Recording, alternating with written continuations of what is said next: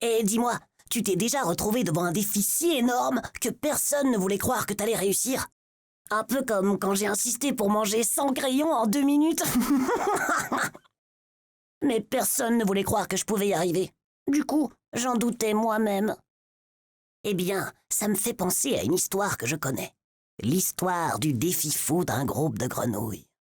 Sans crayon, mais avec une grande tour.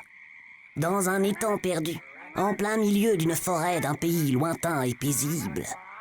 Une bande de grenouilles décide un jour d'organiser une course.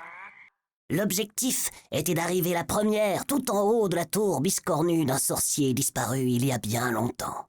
La tour était d'une forme si bizarre que c'était quasiment impossible de grimper tout en haut.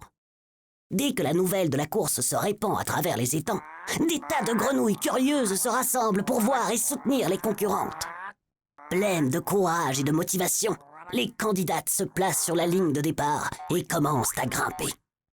Très vite, les spectateurs se mettent à faire des commentaires décourageants. C'est n'importe quoi. Elles n'y arriveront jamais, elles sont bien trop lentes.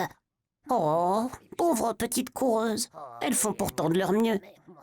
Au bout de quelques minutes, certaines grenouilles sont démotivées et quittent la course.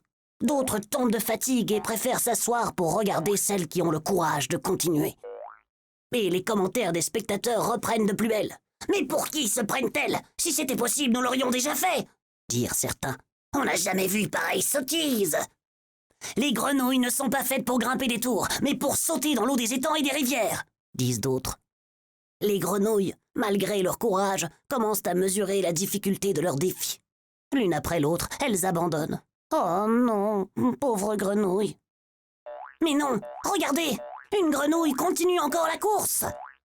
Elle grimpe lentement, sans relâche. Autour d'elle, les commentaires se font de plus en plus insistants. « Descends, tu n'y arriveras jamais, tu as l'air ridicule !» Pourtant, inlassablement, la petite grenouille continue.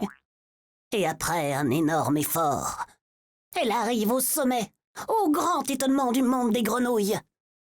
Toutes se précipitent autour d'elle pour savoir comment elle a fait pour réaliser ce qu'aucune grenouille au monde n'avait encore jamais fait. L'une d'entre elles s'approche et lui demande « Mais comment t'as fait ça? As-tu un pouvoir qu'aucune de nous ne possède ?» C'est alors qu'elle découvre que la petite championne est sourde. Quelle révélation! Alors, à ton avis, en quoi le fait qu'elle soit sourde lui a servi dans cette course? Et qu'est-ce que les autres grenouilles peuvent apprendre de leur championne?